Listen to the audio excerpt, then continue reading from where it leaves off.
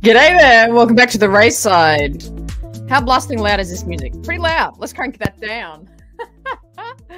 How we doing, chat? How we doing, chat? Now, before we got some serious business because I bought a new cable for the camera. So we're gonna do some tech double checking. I don't know. Oh, tech. Actually, now I'm thinking about tech stuff. Oh no. But we're gonna check. How are you looking today? The angle is a little skew-if. I haven't got the angle right today, but that's okay. But how are we looking? You look good? Do you see me enough? Can you see me enough? I don't know if it's probably any clearer, but it's just a new cable to make it a bit more steady, I guess. So let me know. It's spotty. Oh no. Really? What do you mean by spotty? Hey gang, how you doing? Sinister's here. Sin City's here. Oh my god, amazing. You haven't caught us live in a while. How you doing? Kirsty's in the chat. Katie's in the chat as well. Quinlan Voss is here. We got everyone here. I love it. How we doing? Dave in the chat. Tim back there as well. Travis is here. Jesse's here even. Oh, I love it. You know what's funny? I think your name is actually Jesse. That's so fun. Oh, looks up every second. Really? Some people saying it's looking clear. Looks crispy, says Double A. Also, hey Double A. I saw you in freaking Carly's chat the other day, watching her play Fallen Order. I saw you in the chat there. So hey, clear? Okay, all right. Well, let's keep vibing. But let me know. Let me know. Don't feel bad if something goes wrong. Let me know because do I need to say?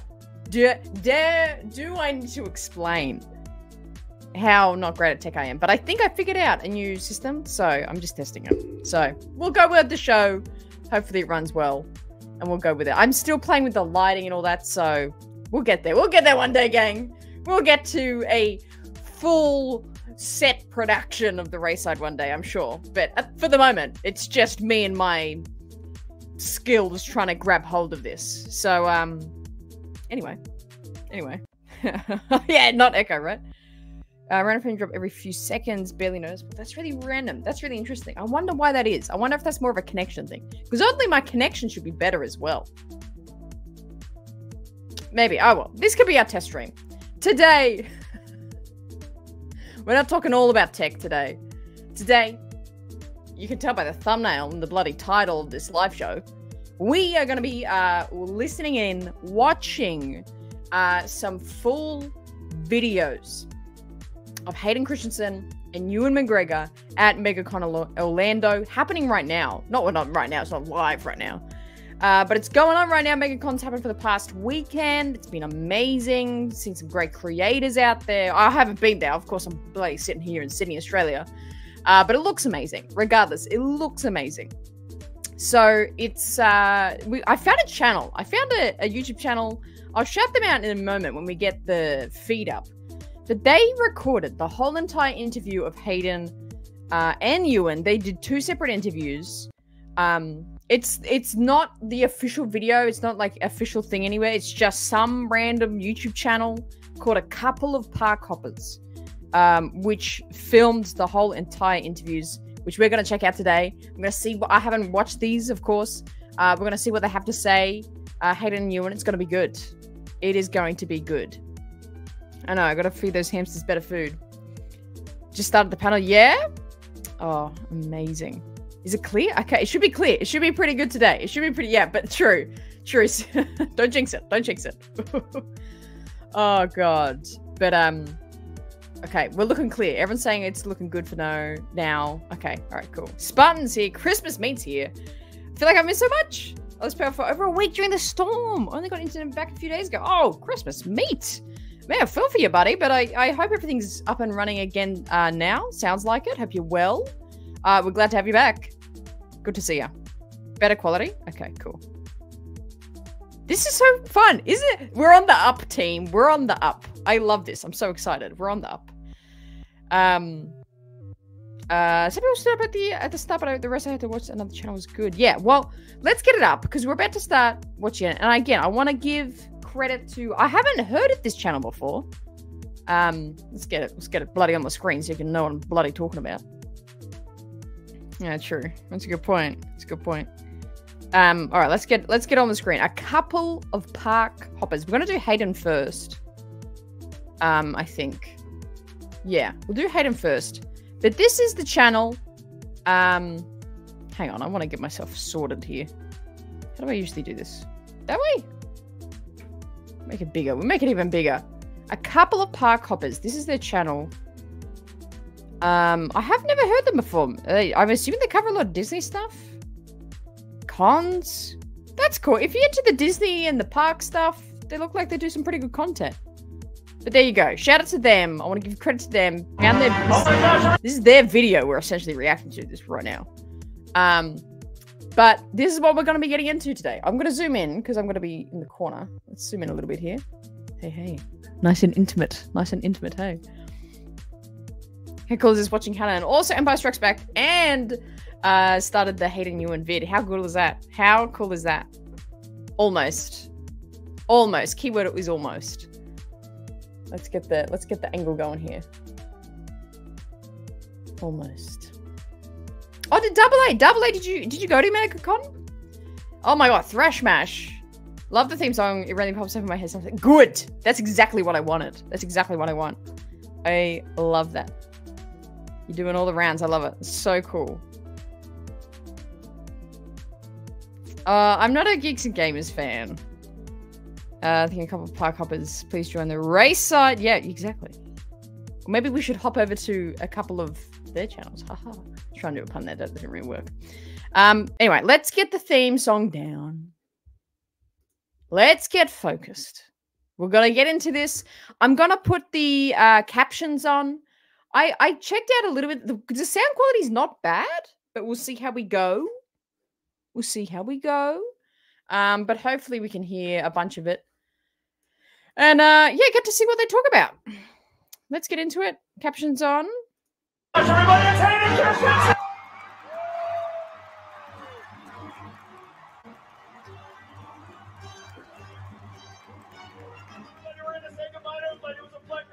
We'll do Ewan's next. We'll do Ewan's next, but how cool. Let me know about how loud things are. Hello, everyone. This is like a proper. This is a proper theater. Yeah. How's the sound? We got it? We got a good sound? 600 plus. And then we're standing room only just here for you and Ewan. Let's hear it for Hayden Christensen. Thank you so much. Ewan and I were backstage earlier talking about just how nice this event has been and how much we've enjoyed getting to meet so many of you. So does it need to be louder? It's been really great. Thank you. Please sound nice. Okay, cool. Thanks so much for coming out. We're so excited to have you here. I want to say, just because he brought it up, he was very jealous of your bomber jacket that you have on here. Yeah? Yeah. I just got this sent to me not long ago, so I thought this would be a good place to sport it. Yeah, I love it. Yeah, Did you, that kind of brings up a Good question take. that we asked Ewan. Obviously, you're traveling around the world. You're meeting all these fans at these conventions. We're here in Orlando. It's a big city for Star Wars collectors. Lightsabers and figurines and apparel. What's been like the most interesting thing that you've gotten recently to sign, or maybe just something out of all your signings, a prop or a replica or an apparel? Oh, I don't know. There's you know, we sign a lot of like lightsabers and Darth Vader helmets, but I just like seeing the new artwork. You know, you see all these artists come and they do these amazing drawings and so that's sort of. He's so great. Look at his face. There's a festival of arts going on right now at Epcot. You know, and there were so many great artists just with different versions of you and their takes on it. With different characters. It's so beautiful. I want to ask you, have you been to Galaxy's Edge in either Hollywood or Orlando? Yeah. Talk about your experience stepping into that for the first time. My face is covering Hayden's.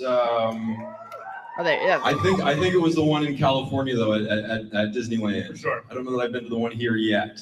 Similar. It's pretty much a replica, just different. Yeah. I would imagine they're similar. Yes. But yeah, I did the Rise of the Resistance. Yeah. Yay! I went on that. That was fun. I mean, they do such a. I know. I'm trying to see what. With it. I always thought it would be such a cool job to be a Disney Imagineer. You know, the people that design the parks and the rides. I think they do such amazing work. Oh yeah, they're geniuses. And even the folks on that ride, the ride operators, they get to kind of take part in the action. It's an immersive ride. Totally, yeah. You feel like you're in Star Wars. It's great. That is true. Picture, that is very true. There'd be a fun surprise bit, riding the ride to Resistance, and then Hayden Christensen's there as like the rebel, like, come on, follow me. Like, we need to get after the next thing. There was like a few stormtroopers that kind of like looked at me a little long. He's supposed to be here. That's no fun. Let's kick things off. As fans, we were so lucky to see you return as Anakin in the Obi-Wan series. I got my shirt on today. I got my shirt on. But then we were even lucky. I feel like we're there. I feel like we're there.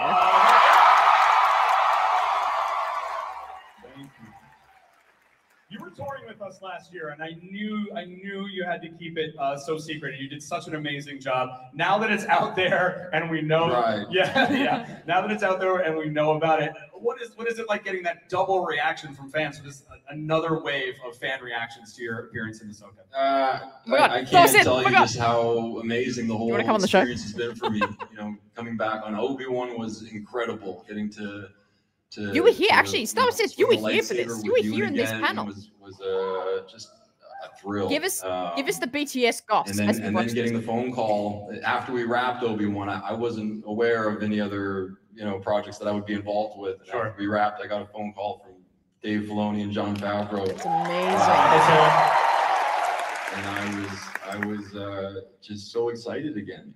Any chance I get to put on those Jedi robes, I'll take it. You're great. Yeah, we had, great. Obviously, in Obi-Wan, we had the Jedi robes from the flashback. We had the suit of Darth with the battle, and then in Ahsoka, we get the battle outfit. The Clone Wars outfit. Yeah. I was just, I don't know, so excited to get to portray that version of the character. Yeah. When I had that call with Dave Filoni and Jon Favreau, they were sort of walking me through mostly what was going to be in episode 5, and when he started talking about the world between worlds, and then we're going to go on this sort of journey through Ahsoka's memories, and that we're going to get to revisit the Clone Wars. I just thought I was just so excited about the whole thing. People have said that that episode 5, Shadow Warrior, is some of the best Star Wars they've ever seen. In terms of it just the feeling of it, like you felt like you were in the world, and also was bringing everything together all at once. Talk about the reaction to that specific episode that you were in, and just how it's really brought fans together from all the different series. Yeah, I mean, the episode is a really great one. Yeah. And what Dave Filoni accomplished is really remarkable. Sort of the context of it and the way it sort of informs Ahsoka's journey. It's really clever storytelling. Sure, for sure. But the response has been really nice. I get people coming up to me on the streets just sort of saying like Ahsoka episode 5. I know, me too. Yeah. But yeah, all of the praise should be directed towards Dave Filoni. Oh my God! Let's hear it first. I love that. Specifically, the shot that I think gave everyone chills and was like, "Oh, is the quick transition from Anakin's back to Vader." Did you talk about that scene? Shooting it and then kind of seeing it with after post. Again, I take no credit because all I did is I showed up. I walked. That was all that was required from me. And the way that they shot that and they cut it together, and I just thought that the whole episode came out better than I could have hoped. That's awesome. Yeah. A lot of people also praised you for your integration of some of the becoming a new member mannerisms of Matt Lanter, their voice actor. Give it up. I love Matt Lanter. Yeah. it felt like a seamless, again, a merging of two amazing performances, yours from the prequels and Matt's from the show. Did you listen to any of that? Did you study any of that, or did it sort of just come natural just as you were progressing? No, I've been watching a Thank you for lot of joining up. Clone Wars, so I Appreciate think it. Thank you for joining. there's some process of osmosis. Oh, you're the best. Thanks, man. Thanks, man. I appreciate it. No, it's a period in Anakin's life that I was aware of. I thought was very interesting, and obviously they explored it a lot in the Clone Wars, in the animated show that they did. But the opportunity to get to do that in live action was so compelling, and I wanted to bring it to life in the most sort of exciting way possible, and follow Dave's lead, and just sort of, you know, bring to life what was on the page, because it was all there in the script. You talked about, you shouted out Dave a bunch of times, rightfully so and respectfully so, and you said following his lead. How do you enjoy, or what do you enjoy most about working with brilliant directors like that? Like, how does your director-actor dynamic work for you, and specifically with Dave? Yeah, I working with Dave Filoni was one of the best experiences I've had as an actor in terms of that director-actor relationship. Sure. That's cool. You know, I think a part of me just really enjoys working with writer-directors, because there's a little bit more clarity there, and that, you know, you can kind of trust the script a little bit more. It's a more accurate roadmap. You know, when you have a director working off of someone else's material, there's interpretation, and you always have to sort of wonder, for sure, because we're gonna watch Ewan's as well. Which we do a whole separate show with you. But you know, obviously Dave knows Star Wars so well. Let me think about it. He knows his character so well. You know, he probably spent more time than I did working on Anakin and developing Anakin with George Lucas, and so there was just an immense amount of trust, and you know, I knew he had a really exciting vision for it, and just his way of being a leader on set. You know, he really inspires everyone around him. The way he speaks about Star Wars is so insightful. You know, I remember when I was getting ready to do Obi-Wan, I was sort of doing a deep dive on the internet, just kind of looking for all of the information I found interesting, and I came across this video of Dave talking about the sort of the meaning behind the Battle of the Fates, Duel of the Fates, sorry. And it was just so, you know, I'd never heard it sort of put that way before. And it was just, you know, so smart and insightful. You know that. And he just naturally is like that, you know. So it was a real joy to get to work with him, and to see him, you know, sort of inspire everyone on set. I appreciate that, Sin. Awesome. Yeah. You can dislike a character, but to like personally attack an actress or actor. He was like, "Oh my gosh, I don't remember the Same planets. with Jake. Jake Lloyd. Droid names." Were you nervous coming back to it that you'd like get on there and be like, "Whoa, I need a refresher here"? Yeah, you know, there's always a little bit of that. But you can dislike a character, but you can't be a Japanese actor. I like that. I've spent so much time with this character that it came back pretty easy. I just wanted to sort of like learn about all of the new Star Wars that maybe I wasn't caught up with. Sure. And that was a really enjoyable process, you know. That's awesome. Anakin Skywalker and Darth Vader is arguably the most complex character in all of Star Wars, right? Would we agree? That, yeah, in terms of like, I feel like we should all be clapping at home as well as this is happening. Years, and then you got to come back as Vader in Obi-Wan, and then also back as the Clone Wars era Anakin. Did you find any challenges in portraying those sort of evolutions? You know, both all the way forward and then coming back. Thanks, Brian. Was there anything you were trying to insert in his journey to make sure the audience really like followed along? You mean in terms of the work we did in the prequels, or coming like back? I guess coming back to it after the prequels, yeah, knowing that you were kind of bridging the gap timeline-wise. You know, like, yeah, definitely. When we were doing Obi-Wan, we did the flashback sequence, and that was kind of like old hat. Like we'd done that before, and so that was just good fun. Going and doing the scene as Vader, that was new territory. Right, exactly.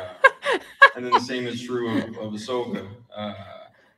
You could eat butter toast. Yeah, so true. I'd agree. The sort of wise mentor was a version we'd never sort of seen before. Yeah.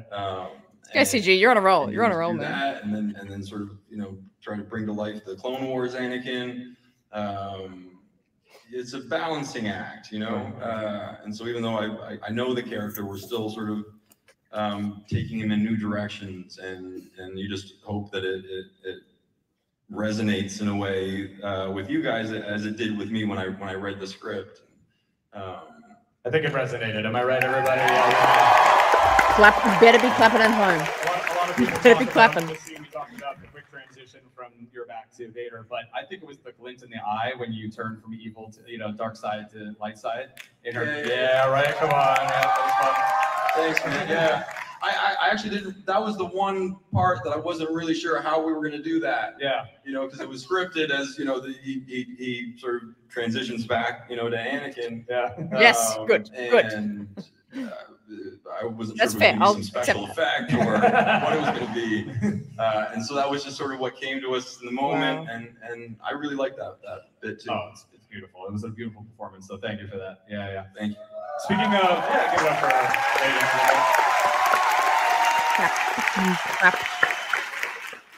Speaking of beautiful performances, not only Star Wars, we love your character Stephen Glass in Shattered Glass. One of my all-time favorites, David Rice in Jumper. Is there, outside of your Star Wars career, is there a role or a character that you look back on that you're extremely fond of through your career? Those are two that I really enjoy. Yeah. What can I tell you about those ones? Shattered Glass was a film Sin that I gifting did, 5 memberships in the shitty chat. 2 and 3. Thank you, Sin. Thank you so much for your generosity, man. I just started a production company with my brother, and we were looking for what was going to be our first film. And he came back from a meeting with sort of a pile of material, different scripts and books and magazine articles, and there was this one article that described shocking. I haven't Stephen seen Glass's any other Hayden projects journalism. that I If you haven't seen the film, it's about a journalist who fabricates a good portion of the stories. And there was something about it that spoke to me, I think, because I was just sort of getting my taste of how the media can sometimes not tell the full truth. What? Breaking news. Yeah, it was like the first quote I'd ever read of mine, and it was odd. It quoted me saying that I had burned my hand when I was using a lightsaber because the batteries got too hot. And our lightsabers back then didn't have batteries in them. So that's pretty funny. False statement. Damn, that's kind of crazy. I was sort of surprised that sort of thing took place, and so the messaging of the story kind of spoke to me, and that's how we got into that one. David Rice, Jumper, that was a film I wanted to do because, thank you. I just really like the director, the filmmaker, Doug Liman. Sure, for sure. He's done a lot of great films, and I love the concept too. The idea of teleportation as a superpower kind of spoke to me as someone who travels a lot, and the idea of being able to just be anywhere whenever you want, I thought was a great idea. I love that. Yeah, but that was a fun one to make because we actually traveled to all the different locations around the world that are depicted in the story. So it was a fun one to get to make. Was there one that stuck out to you? Or you're like, oh man, he's so well spoken. Locations? Yeah. Yeah. I mean, when we got to film in the Colosseum in Rome, that was kind of special. I like how everyone's just clapping anything he says. I love recreated that. the Colosseum in a soundstage in Toronto. Yeah. Where we did a lot of the filming, and I want to watch it now. Destroyed it, and that's where we got to make a mess of the Colosseum. You mentioned getting misquoted. It was interesting you brought that up as a connection to Shattered Glass. I think that's super interesting. Star Wars is rife with fan fiction. That's fans writing their interpretations on things, memes, like social media. Yeah, people are like, all of that. do you follow that? Do you follow along? Is there anything that like you stuck out to you, or you just keep that over there somewhere? I don't exactly follow it because I'm not on social media. Right. But I have a friend of mine who thinks it's his job to send me all of the Star Wars memes, and so I'm aware of a lot of them. And they make me laugh. I enjoy them. Anyone stick out to you as kind of like? There's a few. Off the top of my head, there's one that I quite like. In the scene where you have Sidious and Mace Windu, and Anakin's there, and he's having to choose, and Palpatine is shooting Force lightning at Mace Windu, and Mace Windu is blocking it, deflecting it back, and Sidious is saying, "Help me," and Anakin says, "Just stop shooting Force lightning at him," blocking it back. Good point. Good point. Maybe there's some truth to that. Very good. Good. Credit to whoever made that out there. So there's another good one with Anakin and Padme and Naboo. There's a few. Yes, that's the best one. Oh yeah. The best one. Yeah, and she says, when you're gonna change things for the better, right? Right? Yeah. Yes. Oh, I love that. When it came out, that one, it was just the scene basically, and then the amount of times it's been reused for different like topics in the news is incredible. Great. I love how creative they can get. Yeah, it is so good, so good. And speaking of being in the public eye versus in the private, private versus public. I was gonna say the private eye, being a private eye. I could be a private eye. Yeah. How do you find that balance? Right? Like he knows the memes. That's amazing. A bunch of times in different He cities. knows It's the always been a memes. joy. And some things have come up that you enjoy doing. So you're an avid farmer, or you were an avid farmer. You have a ranch. You love mowing and snow blowing, and you enjoy making lakes. I do. Yeah. Ponds. I can't. Ponds. Lakes are. That's maybe one day I'll graduate to lakes, but right now I'm still on ponds. Yeah. Talk to us a little bit cool. for this crowd that hasn't heard. Yeah. What are your fun hobbies or activities that I just enjoy the sort of country life, and I like big equipment, and I've got a few toys at my farm. And snow blowing is definitely one of my favorite activities. That's incredible. I've got this Bobcat, which is like a skid steer machine, and it has all these different attachments, and one of them is, there we go, Bobcat fan. Bobcats are the best. And there's a snowblower attachment, and I've got a nice long driveway, and when you get a really heavy snow, I mean, the thing will shoot snow like 20, 30 feet in the air, and it's just very satisfying. That's so cool. These days, so... I love it. Yeah. He's so great. Soothing, yeah. All right, ready to go? Thank you for answering my questions. Yeah, we had fans submit questions online, and we picked a few. They're here in the crowd now. So hey, shout Sabrina. out their name if you hear your name. Welcome to the chat. Give us a little hoop and holler, and we'll get through as many as we can. All right, this is Devin from Lake Worth. Devin, you out there? Yeah, there you go. There we go. Hayden, we loved your Actors on Actors interview. You spoke about your daughter a bit there. Talk about your daughter's relationship with Star Wars. Has she seen Star Wars yet, and how has that been? She still hasn't seen it.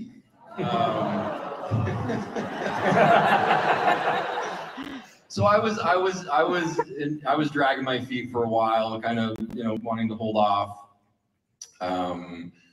But now she's 9 years old, and I feel like she's at an appropriate age where I could share it with her. Mm-hmm. And there have been a few times where I've actually offered it up, and I've said, sweetheart, would you like to watch Star Wars? And we're sitting down to watch something, and there's always something else that she's more interested in. So that's awesome. We're watching a lot of this show called Liv and Maddie right now. And so every time I bring up Star Wars, she's like, let's watch Liv and Maddie, please.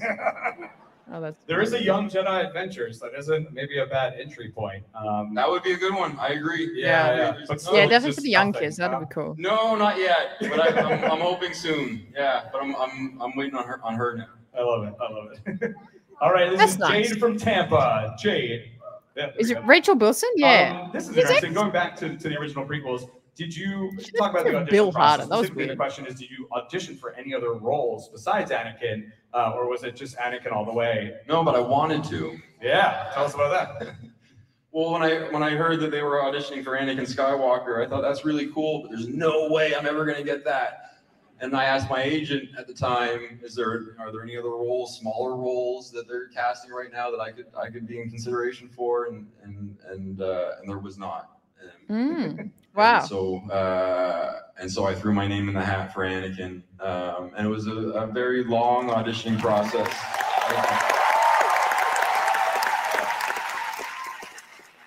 It went on for a few months, and I don't know, all throughout that process, I never in a million years thought that I was going to get the role. Yeah. And I think that really helped me because I was just able to enjoy it a little bit more. And you know, I remember going to meet George Lucas for the first time at the Skywalker Ranch, and I was just so excited to get to be there. You know, with no concept of you know, maybe getting this role, but just hopefully that I would get like a souvenir or like a free mug or something. You grab something, put it on. Yeah. What was the? Oh my God! Not many people get to just step onto the Skywalker. What was the first thing that you saw, like Star Wars related, that at that ranch? That was like, oh my gosh. There's a Yoda fountain. Yes. Yeah.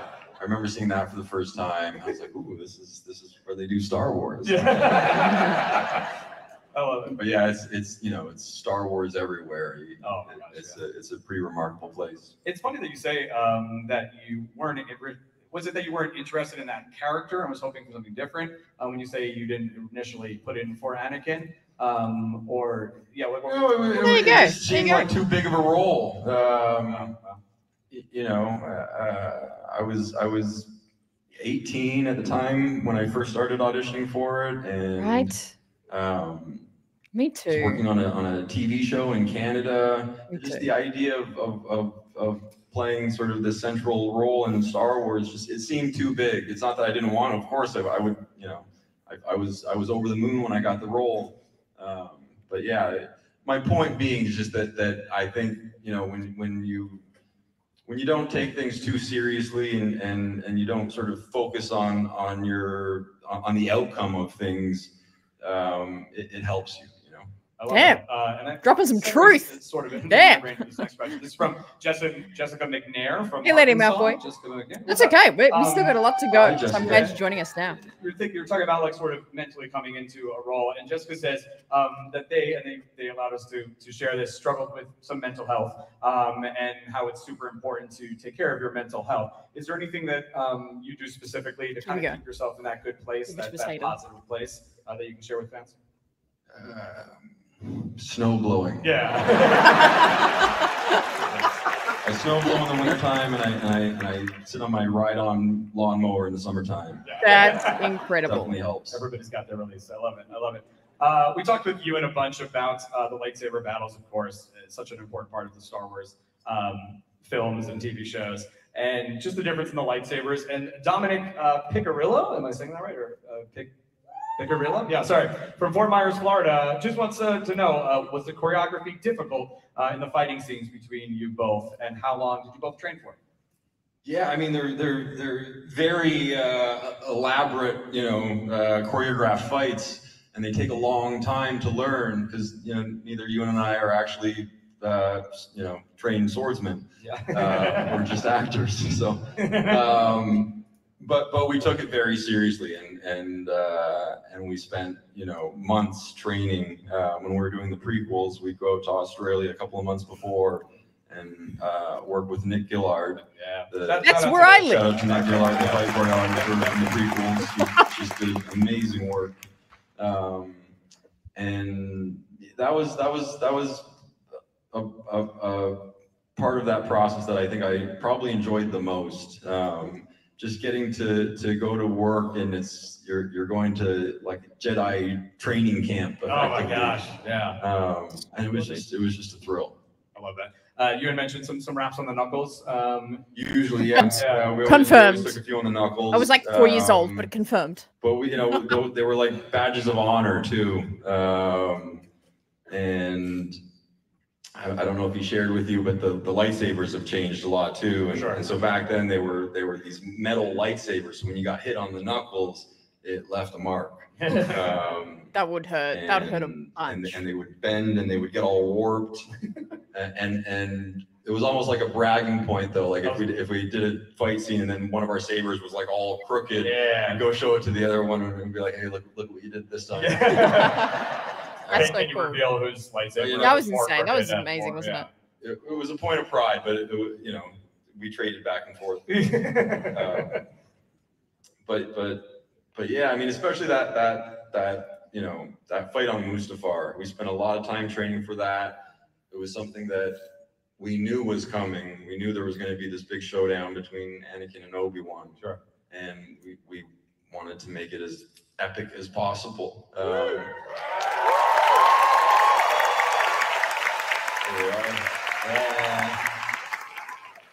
Yeah, and so we trained and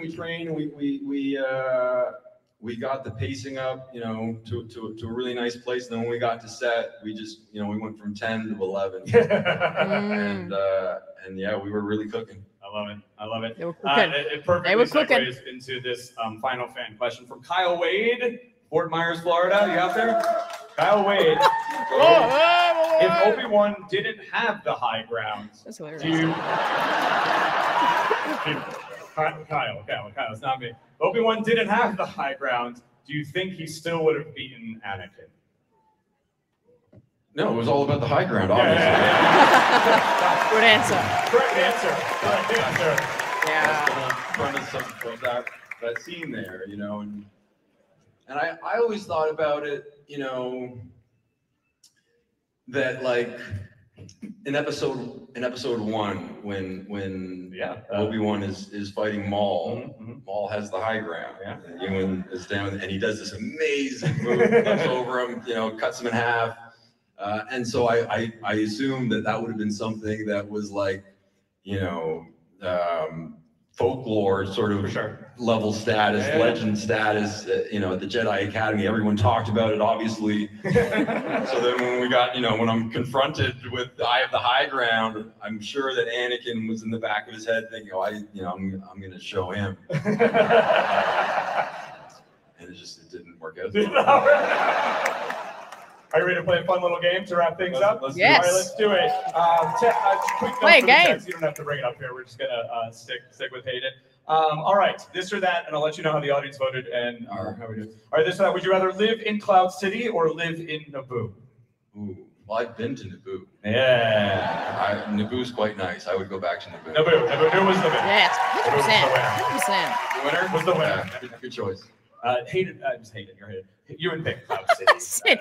Yes. Yeah. Hayden Christensen does Would you rather train under Yoda or train under Obi-Wan? Yeah. Everyone's got to put their answers in the chat. Obviously, Obi-Wan. Plato or Obi-Wan.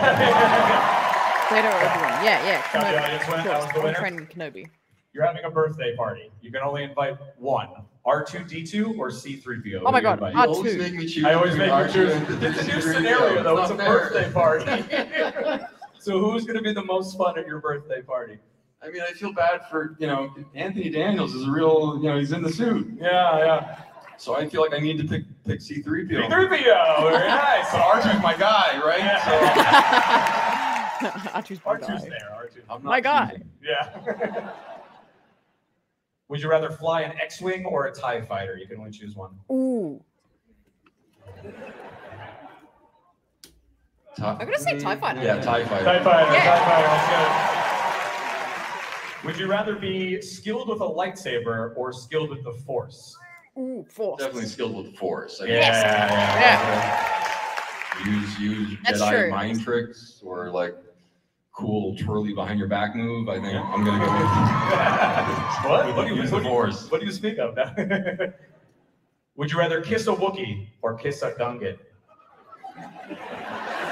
I gotta choose. Yeah. Well, if you're gonna do it, you may as well just go for it, and I'm gonna go for. It looks amazing. Yeah. I don't know. See, Jar Jar had that tongue that was like. Yeah. I'm gonna go with Wookiee. Wookiee. That's cool. Yeah, a lot of people saying Wookiee. And last but not least, who wore their hair better, Obi-Wan or Anakin? Heroes and villains. I think I want to grab it. I want to grab it. Well, which film are we talking about? Because I think it really depends on the movie. Yeah. Let's do a quick cheer now for Padawan Brave versus Luscious Locks from Revenge of the Sith. So, Attack of the Clones, Padawan Brave. Okay. We're choosing between what you're Anakin's for. Yeah. Anakin's Padawan Brave and Obi-Wan's look from mullet. Right. Yeah. Right. Yeah. Well, he wore that mullet really well. Yeah. But the Padawan braid I really like too. I thought that was, I was a fan of that. Super. I'll show you in the interview. But I think the ultimate. Yeah, we'll go with the mullet with Obi-Wan. Obi-Wan mullet. But okay, then one more. Obi-Wan mullet versus Revenge of the Sith. Rock luscious locks. Luscious locks. Yeah. 100%. I'll go with it's the luscious locks. Luscious locks. Megacon 2024. This is your Jedi double feature.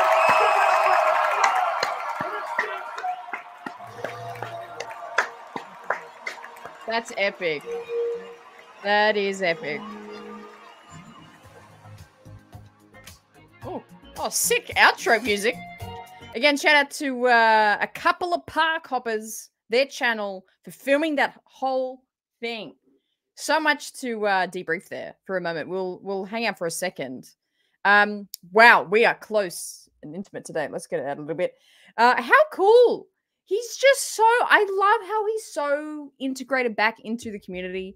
Obviously with the projects like being in Kenobi and Ahsoka, like he's just in it. Like how insane from like 25 years ago to like, or not 25, like 24 years ago, whatever, to now that he's so involved with it. It's so cool. And he just looks so happy. He just looks so vindicated and satisfied being there. And, you know, of course, people are adoring him. It is so deserved. I'm so happy for him. That was such a great interview. To be fair, I want to know who that host was. He was great as well. Also, look, I still have my Padawan braid in. If you didn't know I had this, I literally, it's like my real hair. I've just braided it into my hair. And it's just, I just wear it. It's been here for like two weeks now. But I've just got this Padawan braid in. Anyway, fun fact for you. Good. Yeah, down to earth. Yeah, like what Sin and CG were saying earlier. Like, he seems like a guy you just, like, I would love to grab a beer with him. You know what I mean? Just sit down, have a drink, talk about life, talk about mowing. I love mowing. I love gardening. So it's like, I feel like we'll get on. 100%. 100%. Thank you, Brian. Thank you, Brian. Where's the Empress of the Rayside Galactic Empire Supreme Leader Tilly? Where is she right now? Right now, you want to know? I'll give you the goss. She's actually at a job interview. She's arrived at it. She's probably about to have a job interview in like 2 minutes right now. That's where she is right now. She's not home. People keep thinking that. People keep thinking I've cut it off, braided it, and put it back on. Someone else thought that the other day too. It's like, no, I have hair. I just braided it into my hair. Anyway. Oh, 100%. 100%. Aussies, man, our blood's different. Our blood's different. I could. I think it all comes down to that he's a fan of Star Wars like us, especially when he got the call to join episode 2. The fan part of him came out and reacted with an imaginary lightsaber. Yes, that's right. I remember seeing that clip somewhere. That was so cool. So cool. I know. I'll let her know. I'll text her that the race squad is behind her. I love it. Hayden could have easily said no. I've been there, done that, moving from Star Wars, and you wouldn't blame him, but good on him for embracing it. Yeah, I think that's what it is. It's not just like, oh, I'm like here again. It's like he's so immersed in it, and it's so amazing to see. It is so cool. Oh, you guys are so nice, Cecilia. I'll let her know. I'll let her know all the nice sentiment. Appreciate it. All right. Well, we're still going on with the party. We're still following on with these Megacon interviews. We're going to be checking out Ewan McGregors interview now, which is very exciting. Again, shout out to the channel that is like supplying this. A couple of, what is it called? I already forgot about it. A couple of park hoppers. That's the channel name that has done these, filmed these whole things. Go say thank you to them. I don't know how. I have never seen them before, but thank you guys, people, whoever runs that channel. Amazing stuff. Amazing stuff. What did I have to say before we get into the next thing? I already forgot. That's okay. That's okay. I missed chat. Where? Oh, you actually supered bit before. I did forget about that. $5 news coming in from CG. That autofocus is struggling today. Sabers were sturdier in the prequels. In New Hope, they were so fragile they couldn't hit them too hard or they'd shatter. I did hear about that. Yeah, and you would think so. I mean, it's the 7, like they were just kind of coming up with the ideas. So that's probably why they were so, you know, smooth and specific in A New Hope, that Jedi battle. But prequels, they were gnarly. And yeah, I love seeing those behind the scene photos where it's like you see the like the training sabers that they use, and like what Hayden was saying, like those steel rods, and they would just be so bent and warped by the end of it. They worked hard. They worked hard. I love it. Thank you so much for the $5 CG. Appreciate you. Let's get in there. Let's get in there. That's so fun. I would probably do that too. I'd probably be doing that as well. Okay, let's get into Ewan's interview. Let me get it up. Hang on, Sun and Sand Island sail now. Hang on. I met him and Hayden briefly at Celebration last year. Did you? That's so cool. Oh, yeah, that's right. Hang on. Yeah, isn't it? It's the freaking photo, of course. It's your photo with them, of course. And R2. I love how R2's there. I love that. Did you have to pay more because R2 was in it? It's so cool. It's so cool. Oh, hang on. There's another ad. There's another ad. But the jacket he's wearing is from Heroes and Villains, which is a fun fact. That's actually like my favorite, like Star Wars merchandise brand, Heroes and Villains. My hat, my Rebel hat, I love. It's from that brand as well. Really good brand, Heroes and Villains. Really cool. Let's find his jacket before we get into the Hayden interview. Sorry, the Ewan interview. Let's find his jacket because I agree that jacket was super cool. They've got some cool Bad Batch stuff that I was looking at as well. How do I find, would it be in winter gear? Can I just type jacket? Let's find his jacket. Let's find Hayden's jacket. It was like a black one and it had the Empire logo on it. Is that it? Sith Lord bomber jacket? I think it was this one. Was it that one? Yeah, that was the logo it had. That's cool. But really cool brand. Really, really cool brand. I kind of want this. Let's all get it. Let's all get it because Hayden had it. But anyway, let's go to Ewan's interview now. Can't wait. Let's get it up on the screen if I can figure out how. If I can figure out how. Here we go. Alrighty. How we're feeling, chat? How we're feeling? Hey, Kyle in the chat. How you doing? Love the hat. Thank you. My hat? Thank you. Appreciate it. You can get it. It should be in the merch description of the race site in the chat down below. I think it was $140. I think it was 140. I know. But they're really high quality. I have a couple of Heroes and Villains merch things. They're very high quality. Very, very high quality. I know. We should do shopping streams. Come on. I love it.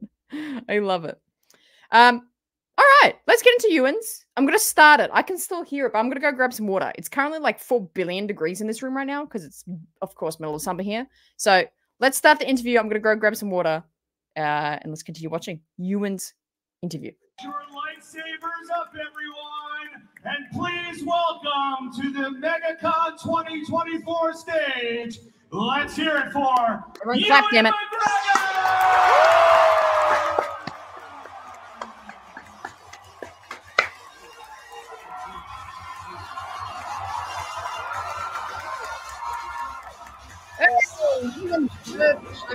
God, this is amazing timing.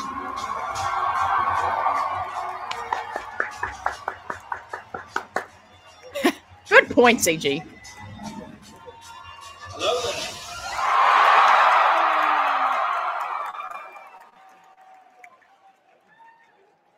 Hi guys. How's it going? Hi, Ewan. Are there any young kids? Yes! Young kids are the best. Hi guys, nice to be here. So happy to be here. Oh, that's so great. Thank you for having me. Thank you. And let's give it up. They're going to escort off the stage. Let's hear for your local Rebel Legion, everybody. Yep, the race squad wishes you luck. That's so sweet. You guys connected off. Thanks. We appreciate you being Right. here. All right, Ewan. Thank you so much for being here. We have a sold-out packed house. 26+100 people out there that are here to see you. Yeah, let's make some noise, Megacon.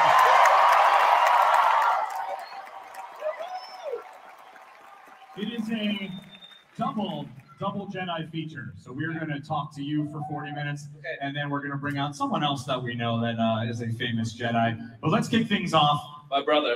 Your brother. Yeah. My brother got a little lost in his way there. He wouldn't listen to me. Didn't take orders. If only he had listened. If only he had listened. We are obviously here in Orlando. If you're a local folk from Orlando or Florida, make some noise right now. If you traveled from outstate, you're from a different state or different country, make some noise. You were here for this. Yeah, I traveled from another state. Another state of mind, I think. Where were you before this? Were you? I was in Scotland after Christmas for New Year, and then we went down to. I was doing this big series called A Gentleman in Moscow. Thank you. And we had to. My union SAG had a strike, and during the we had to stop. We'd almost finished it, but we hadn't quite. So I went to Scotland just after Christmas. I think you went over Hayden in a heartbeat for a bit, really. Which was fantastic. It's been a long time since I had we have a big. Scottish New Year's are fantastic. They're called Hogmanay, and it's a special sort of celebration where you say goodbye to the old year and you welcome in the new, and it's still not the same anywhere else in the world, really. And I just haven't been at home for a Hogmanay in a long, long time, so it was really nice to do that. Then we went to Manchester. This is probably too big of an answer for a simple question. No. And we're wrapped. The audience is wrapped. We finished up Gentleman in Moscow. We had 8 days. We shot that. I went back to Scotland. Spent 10 days in Scotland. I made a nice little film with my brother. My brother Colin is 2 years older than me. And we went off and made this little film up in Scotland for a travel company called Expedia that I work with. Yes. And Expedia. Expedia. And, oh God. And we made this film. It was really fun, just the two of us knocking about the Highlands for 2 days, and they shot us in these different locations. It was very nice. And then I went to Sweden because I did a film last year called Mother Couch with a director. Thank you. Thank you very much. With a director called Nicholas Larsson, who's Swedish. And because, again, of the strike, I wasn't able to go with him to open that film in any of the film festivals that it was at. It was at TIFF, and I think it was in Venice, or I forget where it was, but I wasn't able to go to it. And his home film festival was in Sweden 3 nights ago, so I went to that. And then I had the flight from, oh my God, I had to get here from Gothenburg in Sweden, which is a lovely place, but it involved 3 flights via Iceland. Oh my God! I'm just so. Did they take you in a loop? 3 flights from Iceland, just landing in Iceland. Just thinking, how does this work? Because I don't tend to look at the things till the last minute. So it was the night before, and I looked at the thing on my phone. I was like, Mary, we've got 3 flights tomorrow. That's so crazy that that's Mary Elizabeth Winstead that he's mentioning there. Tara. That's Tara that he's talking about right now. The best. Oh my God. But I was thinking, this is. So it was just a nightmare, you know. Who we think, every flight had like 2 hours in an airport between it. We had 3 flights. Oh my God. The last one was 8 hours. And he was just like, nah, I'm done. I don't want to be on an airplane anymore. And I was like, join the club. So. Orlando, Ewan suffered through 3 flights to get here just for you. Come on. I'll do it all again tomorrow. Which brings me to this. So Scotland to Sweden to Orlando. We're in the home of Disney World, right? And Galaxy's Edge, which is the Star Wars land. Yeah, who's been? I've been to the one in LA. I've been to the one in LA. Mary and I went the night of... Crazy. When was it? The night before... No, I think they'd opened... It was when the Obi-Wan Kenobi series... Obi-Wan Canary? that's the spin-off that you don't know about. Oh! That's his cousin. No spoilers. Obi-Wan Canary. On his mission to Tutawan. He has like a little bird. Yeah, Story of the bird. That's right. That's right. It was a little laser sword. What was I saying? So we'd gone to Anaheim to the celebration where they showed the first couple That's of right. episodes I was of there. Kenobi. I was Some of you there. might have been there. It was fantastic. I mean, it was so exciting to be amongst all the people and see it on the big screen.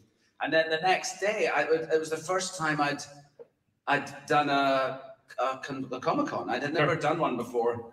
And I just thought, well, I'm in Anaheim. It's a good and it was a celebration. I thought, I'm going to do it and see what it's like. I'm trying to get a sponsorship and that's why with them because they're so good. No. I love them so much. They're really good brand. Because it's now so nice to meet you. Yeah. Isn't that crazy? They were both That's really nice. So, it's great. but that next day, we had some time and we went to Disney. So we went, no, it was that night. I can't remember. We went at night. And it was just like me and Mary walking around, you know, with a cap on. And we just about got away with it. We didn't get... Just in public? Yeah. Oh my wow. God. Yeah. Wow, that's I amazing. Seen it before, so If those people knew that you were just wandering around. I caught a couple of people's eye, you know, and I was like... So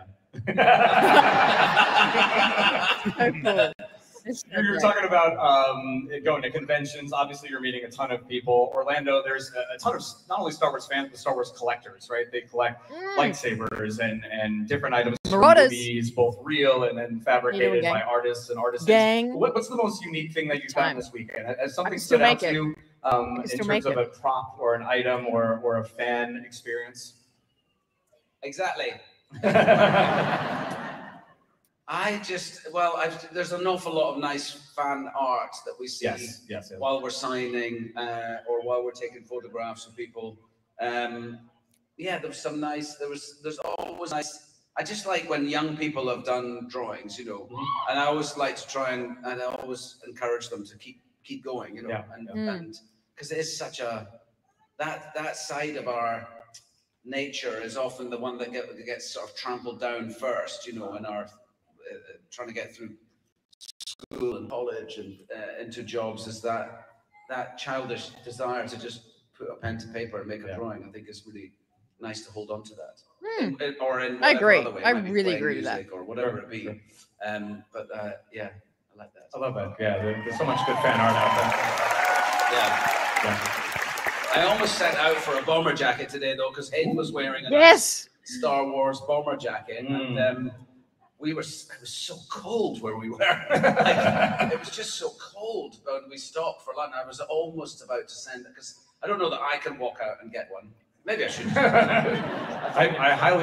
I don't recommend you just walking out to get one. Has anyone seen any jackets?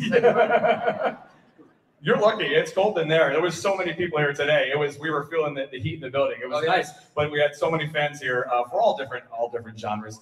You mentioned screening the Obi-Wan series, the first couple episodes. What was it like? I know you've answered this question a bunch, but maybe not for folks here live.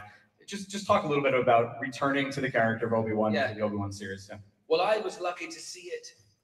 I was lucky to see it first alone because I was a producer on the show too. Sure. And so by the time Deborah had finished them, I went down to see the first three, and I went down to where we'd shot in the studio where we shot the series, and met Deborah, and she sat me in this little screening room, and then pressed play and left, you know. So I just watched 1, 2, and 3 alone, and it was awesome to see. I mean, it was just incredible to see, but because I was so thrilled. With her work, she's so talented. Deborah Chow, our director. Yeah, let's give it up for Deborah Chow. And she directed them all. You know, it wasn't usually in television series. There'll be a director will maybe direct the first 1 or 2, maybe to sort of set the tone. and then often that's it, and then other directors come in. But I'm so thrilled that I wanted to have just one person's vision, and my God, she's so brilliant. She knows the world inside Well out. said, Double A. She was always telling me what was what about, like things that I was supposed to know about the world. She was keeping me right. That's funny. Was there something that you kind of came back to, or that you forgot, all the time? Names of planets, names of droids. Yeah, and names of everything. No, she was brilliant. And but when I watched the last 3, I did the same. So I went away. They weren't quite finished. I watched the first 3, and then I came back some weeks later, and again sat alone. But I was like, the 6th one really got me. Just sitting there with tears rolling down my face, watching. I was so touched by it. Oh, and so were we. Of course. So pleased. So happy. Just so happy to be. That we managed to do it, and also that we did it like that. Like I feel like we could have, there's always it was originally going to be a movie, and I've often thought, well, should it have been a movie, but I kind of think it's great that we did it that way. How was the light off? The light was off. Hopefully, it's more satisfying as a result. We got more screen, more time to weave a story. Just hope we can do another one. Can everyone write to Disney? Yes. Yeah. I'll give you some email addresses at the end. I'll just say, dear Disney, let's have a bit more of Obi-Wan Kenobi. Yes, please. We need a season 2 so bad. Right, dear Disney at Disney.com. Yeah. I think Disney America, it should find them. Yeah. Let's talk about coming back. We are about to bring, as you just said, your brother. Anakin Skywalker on stage a little bit later. What was it like seeing him back on set for the first time, the first show? Well, it's amazing. It was amazing because you can't imagine. We were very close when we shot the prequels. Sure. I mean, I'd done the first one, which Hayden, of course, wasn't in, and then we shot the first one in London, and then they moved the whole shoot to Australia, where we shot the second one. And the third one. It's us. Hayden arrived. It's me. I just was so impressed with him right off the bat. He was such a serious young actor, and he just had so much thought about it, and he talked about it in a deep way, like he was really trying to mine it for everything that he could get out of it as an actor, and I really admired that about him. And we were shooting away. We were all. I didn't live in Australia, neither did he, so we spent a lot of time together, and we were just had this, and we spent a lot of time learning these fights, and then we had that relationship on screen, this sort of brother. What's the fancy word for brotherhood? Fraternal? No, that's father.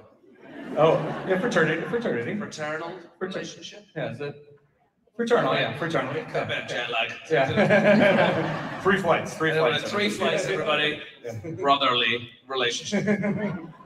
And I just love him to bits. And then we didn't see each other for a long time. I saw that, Julie. That's amazing. When I knew that we were going to be doing this series, and I'd met him by chance during the lockdown. I met him somewhere, and I was able to say, "Look, I think we're going to do a series of Obi-Wan." And at that point, we didn't know exactly what the story was. I had no idea if we were going to. So I wasn't able to say, I want you to be in it or anything like that. Right. It's because I didn't know yet where the story was going to go. And but then when I did know that we were going to ask him to do it, God. And then when we got on set, I mean, I've never seen so many people on a film set in my life. I came on set and I was like, man, it's a lot of people. It's a lot of people on this film set today. What's going on? And then I turned around and Hayden's coming on. I'm like, I see, because everybody was there to see him. Yeah, and it was amazing.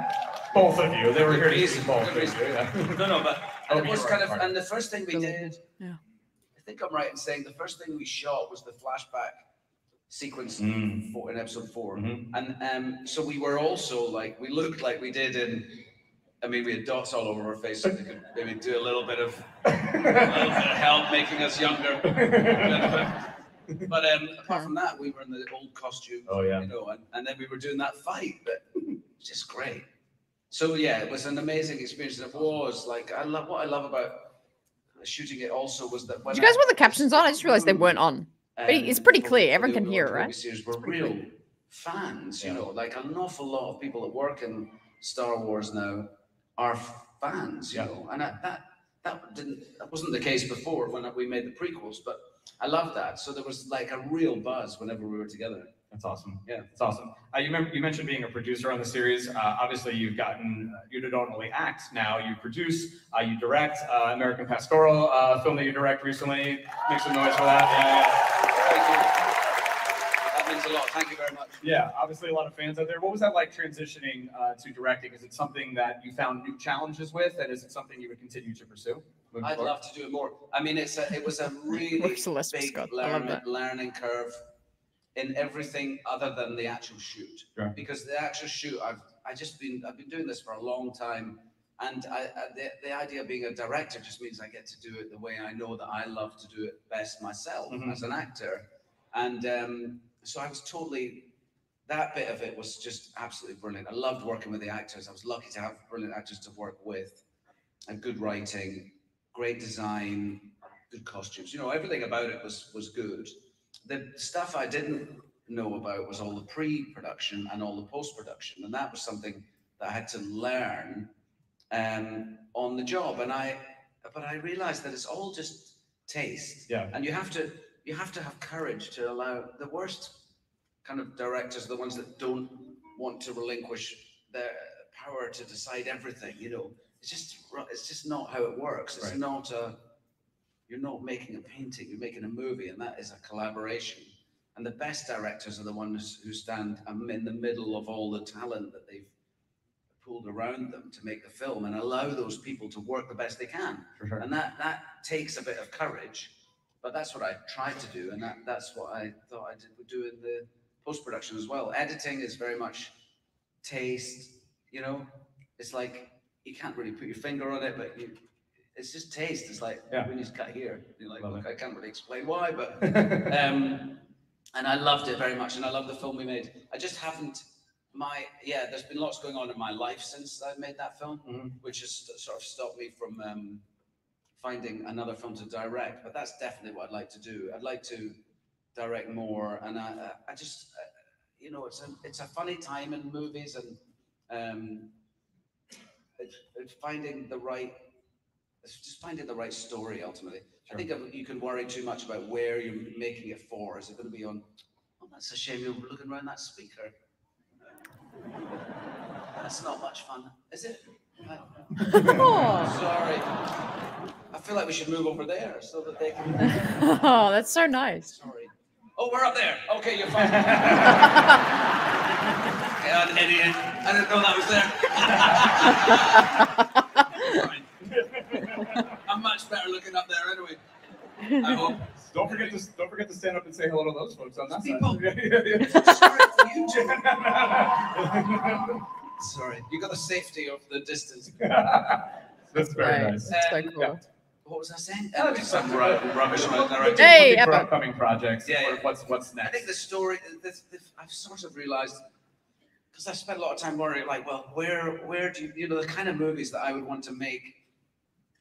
People sort of don't go to the cinema to see them anymore. You know, the cinemas become blockbustery, and horror films are always quite well received in cinema, and then big superhero films and such. But, you know, the films that I would want to direct about people and are not much gone to, so they happen on television, and I was thinking, well, was that? And I just suddenly thought, well, you just got to find a story you want to tell and tell that story, and it doesn't really matter where it's seen. I love that. Yeah, that's my thought about that. It's amazing. Well, we can't wait to see what's next. What it is. You know. Me too. Yeah. Offers on a postcard. Yeah, let's hear it. Let's hear it. Thank you so much. Hey, so Milton. Generous. So good to see you in the chat. Oh, this is so cool. Which is 100%. Place for more fans, Obi-Wan stories of the Star Wars genre to meet, right, and hang out together. You were so nice to these folks here. So we have some fan questions that were submitted online. We reached out to a bunch of fan groups and folks that are here in the audience. So I'm going to shout out some names, and if you hear yourself, I will say I stole your question, Peter McLean. Peter McLean, are you here somewhere? Make some noise. There they are. There they are. From Newfoundland, Canada. Newfoundland, Canada. Asked a question about returning to Obi-Wan. So thank you. Thank you. Thank you for that. Let's go to the next one. From Michael Bigelow from Palm Beach, Florida. Michael Bigelow, you out there? They're being very polite. He's very like the other guy. You can give a whoop. You can go whoop whoop or whatever. Yeah. Thank you for your question. For the duel on Mustafar in Revenge of the Sith, who obtained the worst injury during the rigorous choreography, or did anyone? We always got our knuckles hit smacked. Yeah. I mean, it's just par for the course with that kind of thing. But what's interesting is this sort of, we could talk about it, but the how the swords have evolved. For sure. And when we made the prequels, we had a guy who had like a cart. He had like what? Somebody named Thomas. Thomas, yeah. Thomas? Thomas, the lightsaber maker. Is he here? Thomas? Are you here? Thomas is in the bathroom. Somebody get him. No. I was going on to say Thomas, obviously. Was, That's so what a random heckle. And we had these. They were made of some sort of alloy. They were metal. For sure. And they would bend after every single take. And when Hayden and I were fighting each other, often didn't make it through the take because we just went at each other so hard. And that they've changed now. So now they have actual swords that light up, which is what gave us those amazing lighting changes in that end scene in the series. By chance, as we were rehearsing the scene, you know, we had our swords here, and his face was we were blue. Someone get that phone, will you? And then as we moved over here, our faces turned red, and it was just like magic, you know. We're like, oh my god! So we, but they don't fight as well as the old ones do. They have a tendency to sort of go. Sort of like, it just isn't quite as satisfying. Finn was the first 12 month one. He was the first one. And then I think you guys got 12 months last week. They don't have George, in his wisdom, decided not to give them a hilt. Most sword designers in the world, you know, throughout history, have put a hilt there so that you don't get your knuckles wrapped. But anyway, and then I still need one. And then Kylo Ren decides his hilt is a lightsaber, which is completely ridiculous. That's right. Yeah. I mean, come on, he's got all the protection he needs, right? Look at there. Look at that. Is that too much to ask for? A little. Thank you. Now, what's the next question? That was it, yeah. All right, this one is from Cyril Baranowski from Orlando, Florida. What's up, Cyril? Here we go. So, good friend of Thomas's. That's so cool. Everybody knows Thomas. We talked a little bit about just the excitement about returning to the role in your first day. Were there any challenges, to quote their question, returning to the role of Obi-Wan after so long, after so many years? Yeah, I mean, the first one was the accent. Like I went to do some castings with Deborah, and we read with several different actors for some of the roles. And it was months before we started the shoot, but I went down. We did it on the set of the Mandalorian set on a Sunday when they weren't working, so we had a bit of a set there. And I went down there on a Sunday morning, and I was taken to a dressing room, and there was like Obi-Wan's clothes hanging up. Like, so I guess not my old costume, but it certainly looked like some of it could have been. And so suddenly was putting all this costume back on again and looking in the mirror and going, oh, wow, it's been like a long time. Yeah. It sort of hit me in a way that what I was about to do. And then I went on set, and I hadn't really given it much thought. I just thought, well, it'll be all right. And I got on set, and it was just not, you know, these poor little actors who were reading for all these other roles, and I was just like trying to do the Obi-Wan. That's so Obi-Wan. It was just coming out like some posh English guy, and nothing at all like Obi-Wan or Alec Guinness. And so that was the first challenge. Was like, oh, I see, I've got to remind myself, and that's what I always did in the prequels. Was I just sort of watched Alec Guinness all the time, and not only just in Star Wars, but in all his early films. And now I was a bit older, I got to watch him in some of his older films. Yeah, you know, wanted to just try. It always has to. I don't try and do an impersonation of Alec Guinness at all, but it has to feel like him to me. Yeah. And often that's when I know that I'm happy to move on with a take if it starts feeling like Alec. Yeah, shout out to Sir Alec Guinness, obviously the great Alec Guinness. And you did an amazing job of transitioning Margot Marcano from East Brunswick, New Jersey. Margot, are you out there? Yeah, what's up, Margot? Asked that what aspects of the original trilogy inspired your characters. So yeah, you spoke on it.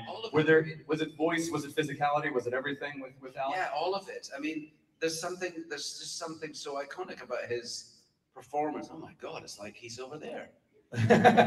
See, just in that moment, a man walked. There's an Obi-Wan Kenobi in the hallway. Yeah, and his lightsaber light in our face. Beard. I'm like,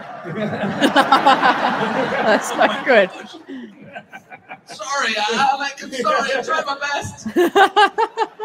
That's so good. That was really, did you see it? That was a Force Ghost. Now he's gone completely, so that's even crazier. Force Ghost Alec Guinness just joined us, everybody, here. Yeah, I see him over there now. I know we're in trouble. Yes, I've seen it's the all longest of it. mask. I've just watched, it's his rhythm and it's his humor and there's something, his little eye roll that he does, and I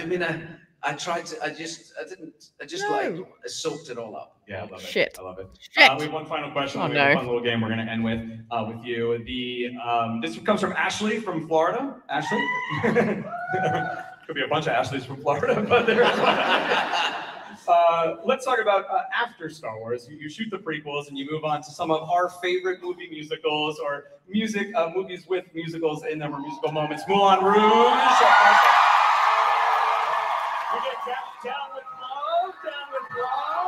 That's a musical one. Beauty and the Beast, the live action. So Ashley, just what is that like for you? Like, what was the transition as an actor into a musical movie or a movie with songs and music? I've always sung.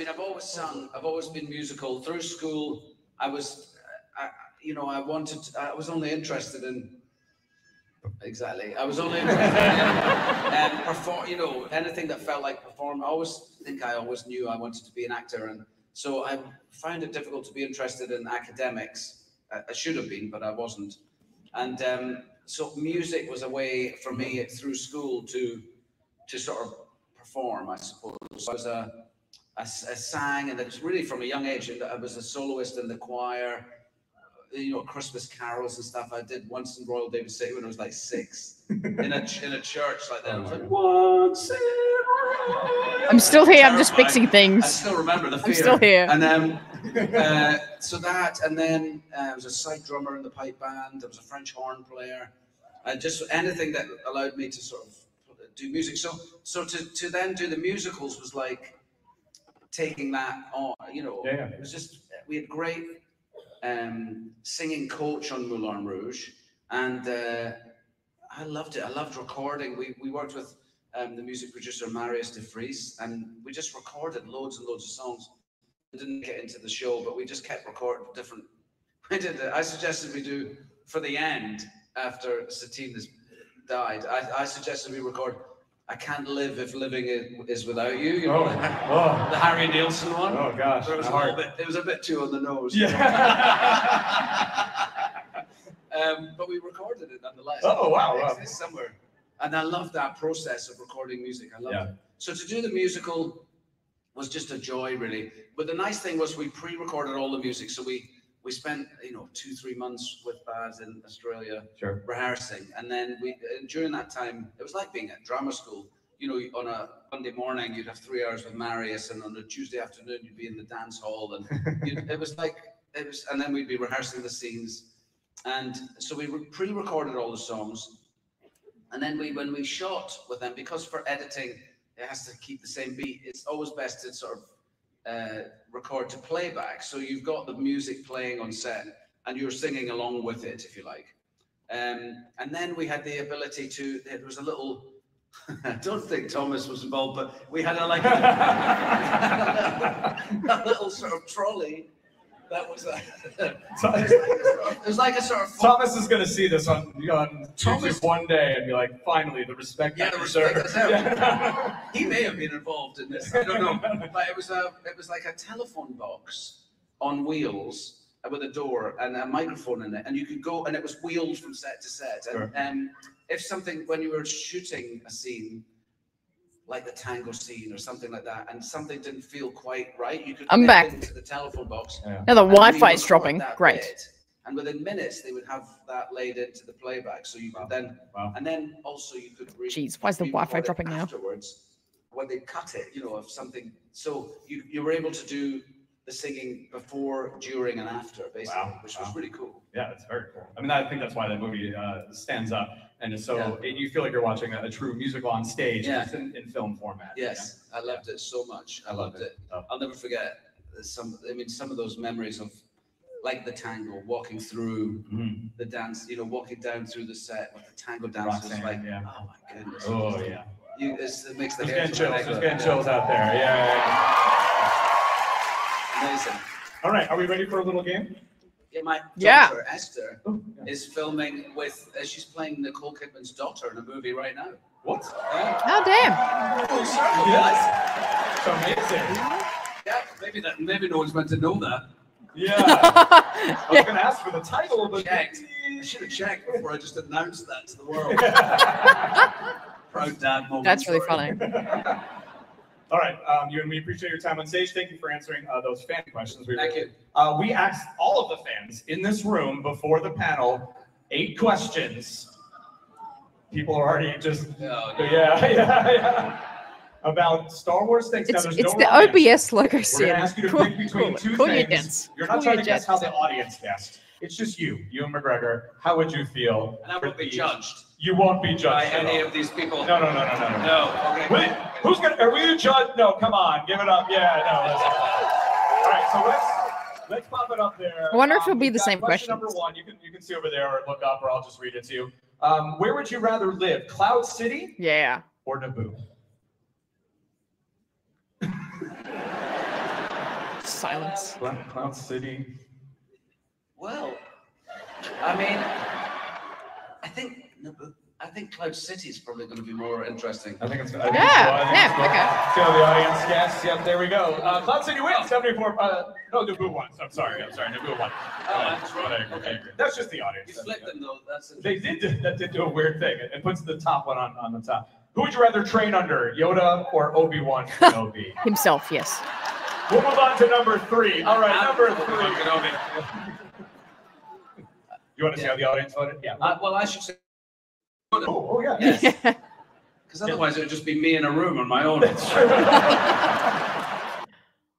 With Superloop Lightspeed plan, you get 1 gigabit per second speeds for only $99 halfway ads. Not on my one. It's a good point. 71% picked Obi-Wan Kenobi.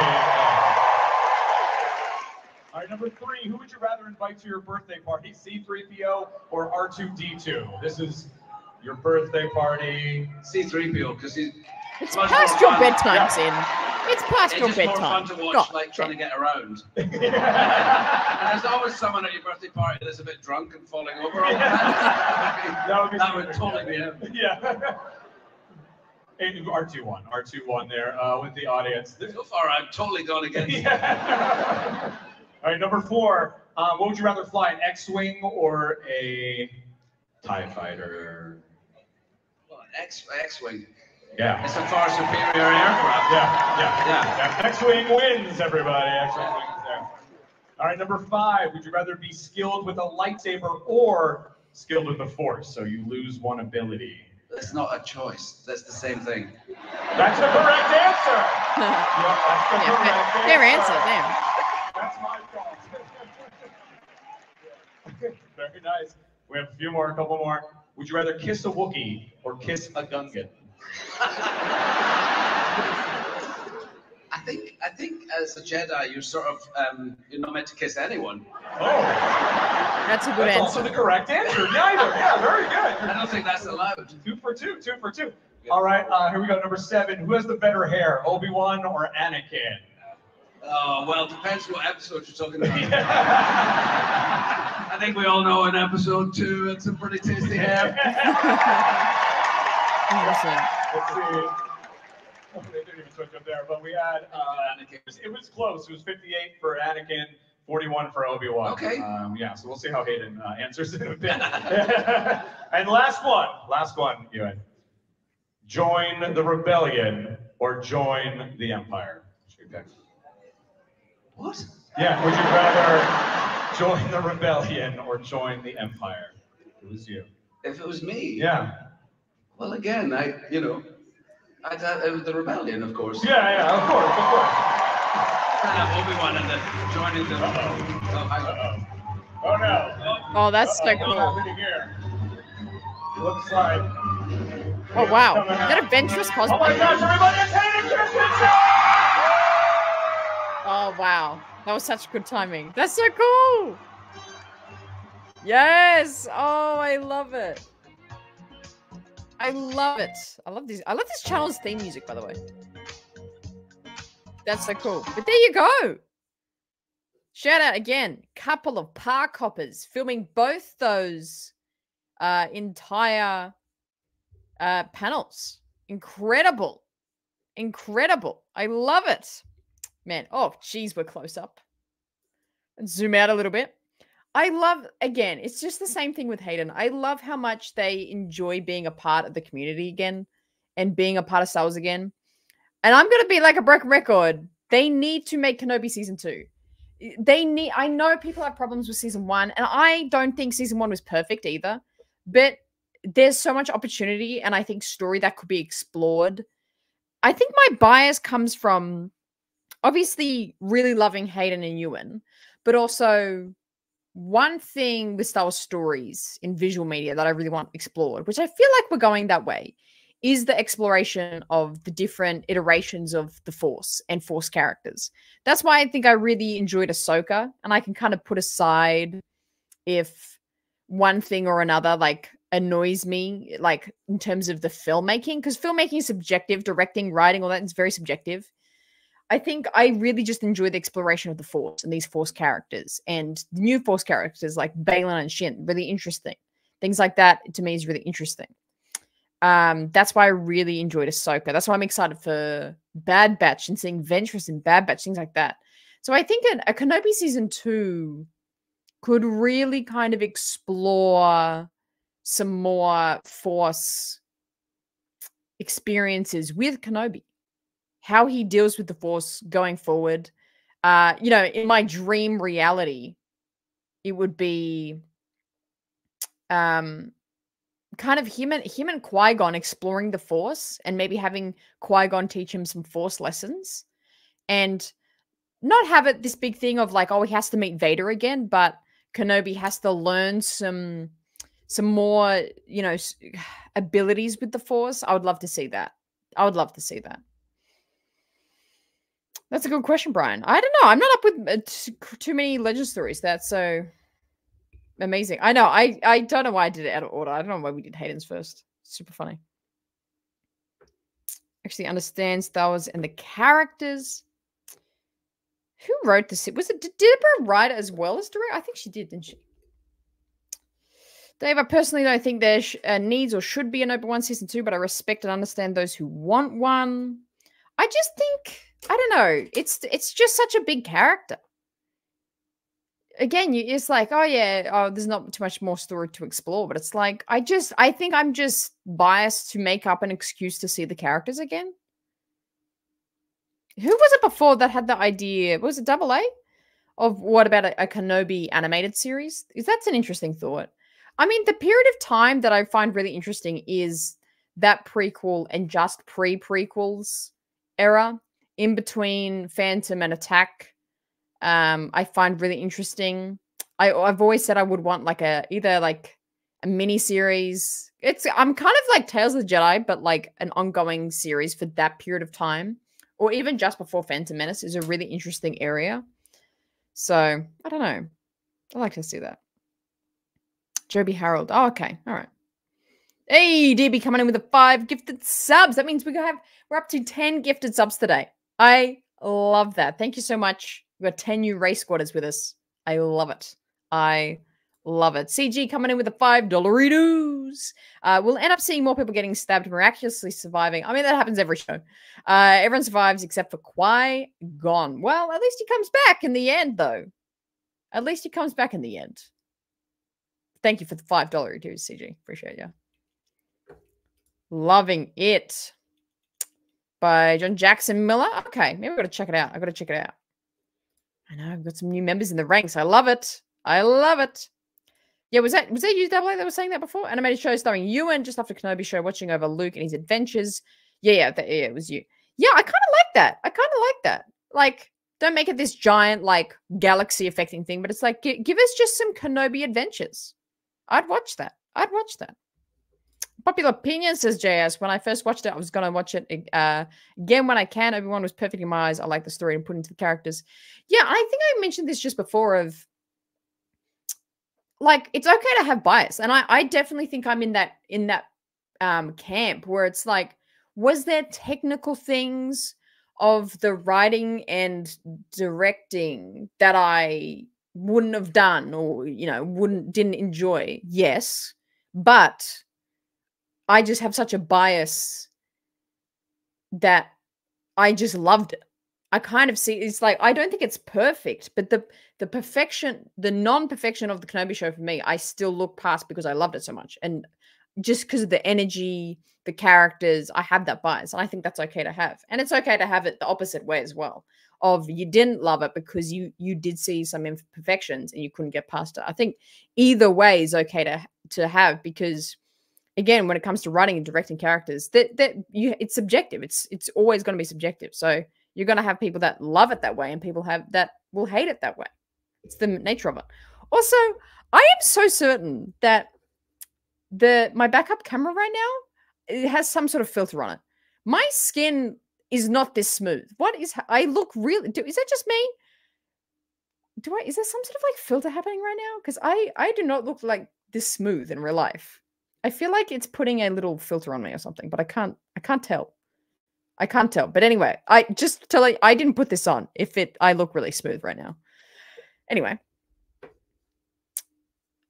If we get a season 2 of Kenobi, maybe he could end up being in the world between worlds, sees his fate with him and Maul, and have their showdown like we saw in Rebels. But I feel like the Rebels showdown was like justification enough. I don't know. I still haven't seen that. I probably need to check that out. But I probably should check that out. It looks good. It's all the blue milk. Yeah, maybe. Yeah, right. But it's like a little too smooth. Like you can't even, like, I look 2D because it's like, I feel like there's a smoothening effect on, but I can't tell where that would be in thing. But anyway, because it wasn't like that before. Anyway. Yeah, right. I know I should look at the Patterson thing. Thanks, Dave. That would be Recon Rebels then, if everyone should do more. Yeah, you know what I mean? Like, I feel like the Rebels stuff with Maul and Obi-Wan was like ultimate enough. And because I remember a lot of people talking about that scene, but it's like, I feel like we've got to leave that scene alone because it's so perfect. I don't know. He's making a Ahsoka one? Yeah, that's cool. That's cool. Enjoy while you can. Lol. That's really funny. But anyway, let's get the music back on. What a good time. I had such fun today. I loved watching those interviews. Super fun. And again, it just fills me with so much joy to see them like so connected in with Star Wars, enjoying their time with Star Wars. It's so cool to see. I love it so much. I love it so much. I'm so glad we watched that. In the next few days, I think we might try and get Tony from Star Wars Sith, maybe live on the channel. Get him to give us the full rundown of what happened with Star Wars at Megacon. I think that would be really cool to get him on the show. So stay in the loop with that one. I'll update you all. I think that'll be really cool to get him to tell us all about it. That goes for any Star Wars project. I don't know if you saw, but the whole Star Wars rewatch, I did see that. Yeah, I'm really good. If I could do a vid defending Rey, I will. Yeah, I like, even my views have really transformed over the years. I agree with that. I agree with that. You think it's meditation music? Yeah. Heroes and Villains, dude. It's a great site. Love their stuff. Really good quality. Yup, coming in. Oh my god, right at the end with the 10 gifted subs in the chat. Oh my god, that means 20 new race squatters.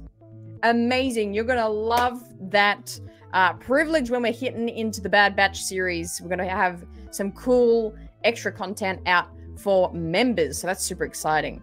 We have 20 new race squatters today. That is amazing. I love it. Thank you so much, gang. Thank you for Sin, DB, and Yava gifting the generosity around, sharing that race. I love. Appreciate you guys. I appreciate you guys so much. Thanks so much for hanging out today. Make sure you do check out the latest Radio Hour episode that dropped. I'm still struggling. It takes so much. It takes so much to get it uploaded. I'm having a lot of troubles with the upload so far, but hopefully, because the Spotify was like a little delay, but hopefully go check it out.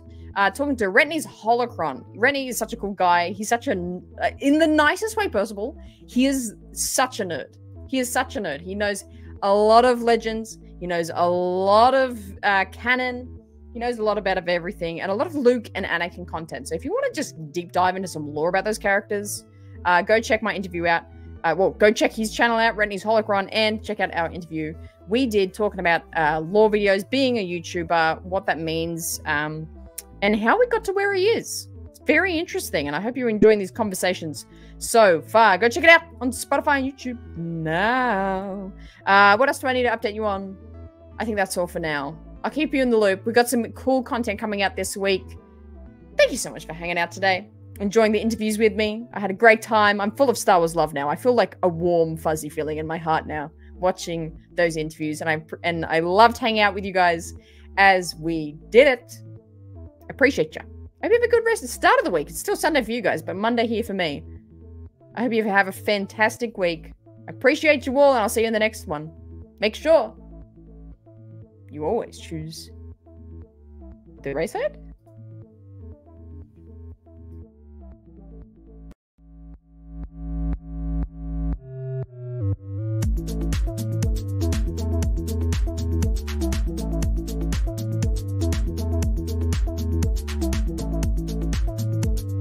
You're kidding. Dude, we've been here for an hour and 40. Sublight. Goddamn. You're kidding.